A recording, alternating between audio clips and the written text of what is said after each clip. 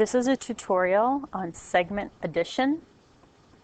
The segment addition postulate reads that if point B falls between points A and C, then segment AB added to segment BC creates new segment AC. So let's just look at that for a moment. If we have segment AB and we add it to segment BC, it creates a new longer segment that goes from A all the way to C. So basically, if we had two short popsicle sticks, we could tape them together and it creates a new longer stick. Okay, that's segment addition. So let's look at some examples. Oops, too far. So it says write a postulate for the following examples. And some of you are like, what the heck is a postulate? Okay, a postulate is just a fancy word for like a math equation, all right, that just uses like letters or pieces. So we're going to write this completely using just segment notation. Let me show you what I mean. So the first step in doing any of this is to draw a picture. Okay, always draw the picture. There's going to be people like, I don't need to draw a picture. You need to draw a picture. Every single time, draw a picture, because these get way more complicated. And if you don't teach yourself to draw a picture now, you'll mess yourself up later. So I'm going to start by drawing a segment. And it says X is between Y and Z. So I'm going to put X somewhere between the ends. I'm going to make this one a Y and this one a Z. Okay, so I've drawn the line segment number 1 and I've labeled the endpoints. And then it says apply the segment addition postulate. So here's what it means by that. So I'm going to color code and I'm going to say that this part right here, that is segment XY. And this part right here, that is segment XZ. And when I put those two together, I get a new longer segment that is called YZ. The postulate would look like this. If I take segment YX and I add to it segment XZ, then when I'm done, I have a brand new segment called YZ. This right here, ladies and gentlemen, that is your postulate, okay? That stuff right there, that's your postulate. So if it says write a postulate, it wants you to write a math sentence using just the segment pieces. So let's try it with numbers, where we have both a postulate and we have to solve something. So here, use the segment addition postulate and find the unknown lengths. All right?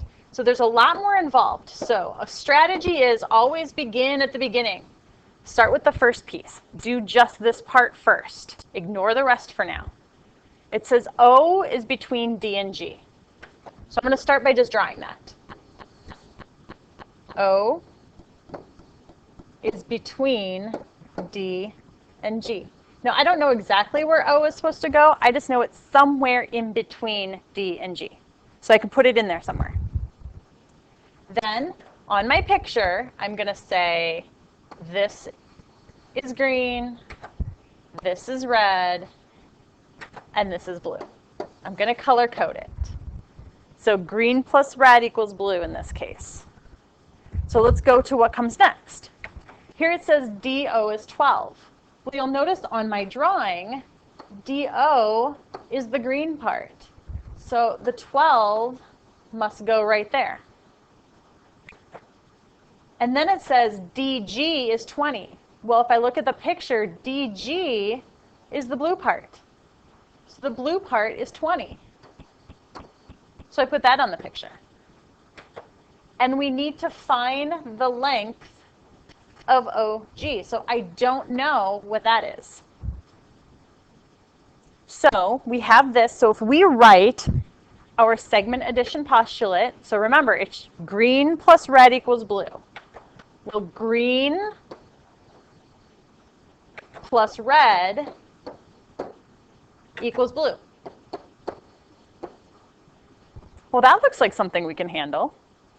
So we need to solve for the question mark, which means the question mark needs to stay where it's at. So that's going to stay put. We need to get rid of the 12. So we're going to subtract 12 from both sides, so that when we put it all together, 12 minus 12 is 0. We still have a question mark. And 20 take away 12 is 8. So the question was, find the length of our missing piece. Well, our missing piece was segment OG, and we now know that OG should be an 8. And if we double check our work, 12 plus 8 does equal 20. So we've done it correctly. Let's do one more example that's a little bit more complex. All right, here we go. It looks a lot more intimidating, but we are high schoolers, we have big brains, and we can figure this out. Start at the beginning. R is between Q and S. So let's draw our picture. R is between Q and S. And before I even tackle anything else in the picture, I'm going to say, this is green, this is red, and the whole thing put together is blue. Okay, so green plus red equals blue. So let's go to the information they give us.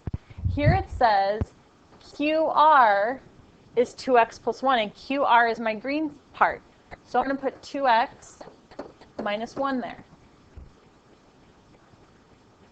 Then it says RS, okay, that's my red stuff. So I'm going to put 4x plus 3 right there.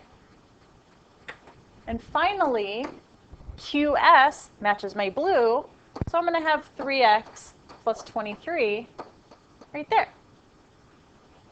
Now we're going to write our postulate. So remember, green plus red. So green, there's all the green stuff, plus the red stuff, equals blue. Now I know this is big and complicated. Let's just remember our basics. Remember, there's our equal sign. That's our barrier. Okay, that's our equal sign. So if anything crosses that equal sign, it switches from positive to negative or negative to positive, right? Remember, if you move something, it switches. But before I even do that, I'm going to start by cleaning up this left side over here first. So on this left side, the x parts. I have 2 x's, and I add 4 more x's. Okay? 2 x's and 4 more x's means I have a grand total of 6 x's. All right? Then, erase that. Then I have a oops, I'm sorry, jeepers creepers. Go back to my pens. Holy smokes. I have a -1 and a +3. -1, but then I add 3 more to it, gives me a grand total of +2. So I've cleaned up the left side. Still have an equal sign. Nothing changed over here yet. I'm being patient. Now I need to solve for x. So I don't know how your teachers have taught you in the past, but I have found that it's always easier to take the smaller of the 2 numbers and move it toward the bigger number. So 3x is smaller than 6x. So I'm going to start by taking care of him. I want to relocate 3x. And if 3x is going to move across the equal sign, I'm going to start by subtracting 3x. So that on the left, 6 minus 3 is 3x. The 2 is still there. 3 take away 3 is 0, so there's nothing there, but the 23 would be by itself. Then looking at the other side of the equation, the x has been taken care of. I don't need to move the x again. The x is fine. So let's get rid of the positive 2. So I'm going to subtract 2 from both sides. So on the left, I have 3x, and 2 minus 2 is 0, so it's gone. So over on the right, I have 21. Then to get x by itself, this says 3 times x. Well, which means I have to divide by 3 to get rid of the 3 on the left. So x is all by itself, and x is a 7. Good. So x is 7. But this is where we have to double check what the question wanted us to find. And notice up in the question, way up at the top again, it says, find the length of RS. Well, x equals 7 is not the length of Rx. Okay? So we need to actually take RS and figure out how long it is. Well, if RS was this, but we know now that x has a value of 7, that means RS now looks like 4 times 7 plus 3, which is 28. So 28 plus 3 gives us our answer. So our answer is segment RS has a length of 31.